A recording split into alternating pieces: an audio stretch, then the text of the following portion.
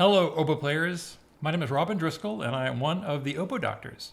And today, we're going to talk about making a plaque and using a plaque when making a reed. Now, I like to use spring steel for my plaques. You can also get them made out of wood, contoured sometimes, plastic. Some people even use guitar picks. But spring steel is best, I think, because it allows for the plaque to maintain its shape and not get whittled away by the reed knife itself. And you can tell if your plaque is spring steel by taking a magnet like this, and you'll notice the plaque sticks to it. Now, if your plaque were made of aluminum, which it could be sometimes, that's not good. And if you did that, it would not stick to the magnet. So the little magnet test is a good little trick to see what kind of plaque you're using. And like I said, I like to use a spring steel. Now, my plaque looks like this, and it's been shaped from what it was initially when I purchased it. I bought it initially in little packets like this, and you can see these plaques look a little bit different than the plaque that I have. You see? It's a little bit longer. The plaque you buy is it's a little bit longer than what I end up with. So in other words, I shorten it. And I also narrow it some too. And you can see in the little graphic next to me that you can see the dimensions that I use. My plaques are about 0.4 inches from side to side. And the end is rounded. Now, when you use a plaque, what you do, since the reed initially starts out as a single piece of cane, which is folded over and shaped and then wrapped onto a staple, it's still, in all practical purposes, still a single reed at that point. When we scrape it and we clip the reed open and shift the overlap, we now have an opening in the reed, and it is now a double reed. There's two independent blades. But when we scrape on the reed, we kind of scrape it as if it was still a single reed. So we put the plaque inside there, and that isolates this top blade from the bottom blade and allows you to scrape on it. So one interesting little trick to know when using a plaque, however, is that you want to make sure you can get to the very corners of your tip with your reed knife. And to do that, if you take your plaque, don't put it in very far. Always put it in just the smallest amount that you can. I will push the plaque. If I want to scrape on the left-hand side, I'll push the plaque ever so slightly over to the right, like that.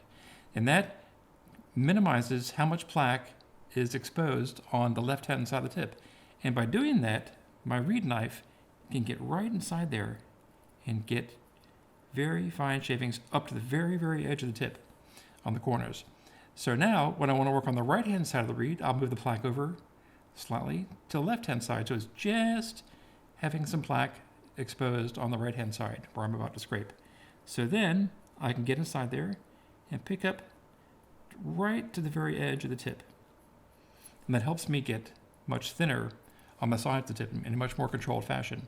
And when I finish, of course, take the plaque out as soon as possible. And this helps you from getting weak sides. Now, it's interesting because the way the sides are tight on a reed is you have a gouge, which is thicker in the center, and it gets thinner towards the sides. And you have a shape which has a taper from the string here, which is the last point at which you have influence on the tightness of the blades. It's your last wind of string. The shape carries that force all the way up the reed to the tip. And the gouge takes the force from the center of the reed down to the sides. And they both meet up here at the top corner. And so you should have pressure there. That's called tight sides.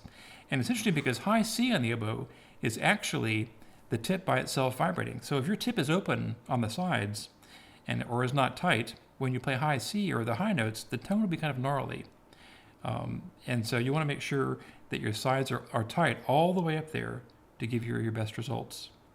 Now, to make a plaque, like I mentioned, I buy this little spring steel piece here to make it look like this. And what I will do is I'll take a file like this. This is a regular, like a 12-inch Nicholson file. And you can buy these at like Home Depot or any hardware store near your house. And so what I do is I take the plaque and I will narrow the sides this way to that 0.4 inches. And by doing that, I just go down in a rocking fashion, back and forth like this, concentrating mainly in the middle, but trying to keep it rounded as I do this. and then flip it over and do the flip side. Doing my best to make it even so that I'm working my way towards the middle of the plaque. Okay, and this will take a little while. It's not a fast process, but you want to gradually work your way down to make it 0.4 inches across the flat there. Now you'll notice when you do this, you'll begin building up a burr on the sides. And that burr has to be removed because if the burr is there, it'll tear up the sides of your reed, or it will also damage your reed knife. It's interesting. One of my teachers, I believe it was Joseph Robinson, who always had the fun saying that you sacrifice the edge of your knife at the altar of the plaque. And so we want to make sure that these edges are nice and clean on the plaque so that you don't sacrifice your knife too badly. And to do that, I'll hold the plaque at about a 45-degree angle, and we'll go down the file the same fashion as I did a second ago, but at an angle, and do both sides on both halves, and just take off that burr.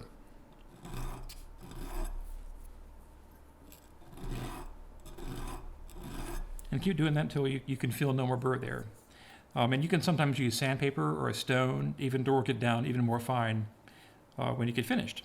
Now you'll notice the end is still kind of pointed. So to make that rounded, you can just take it and just go to the tip and work your way down this way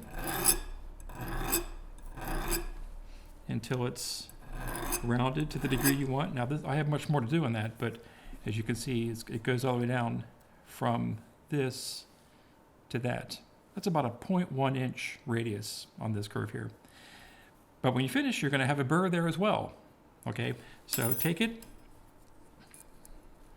and draw it backwards, being flat on the file, and work off the burr on both sides, top and bottom. And when you finish, also, again, maybe taking it to some sandpaper or to a nice smooth stone and get it all honed down so that the edges are smooth. And that's pretty much how you make a plaque. So I wish you best of luck, and I hope that you can make a wonderful plaque so that you have wonderful reeds. And please subscribe to our channel. We're going to be having videos coming up on a regular basis. And have a great day. Thank you so much. Bye-bye.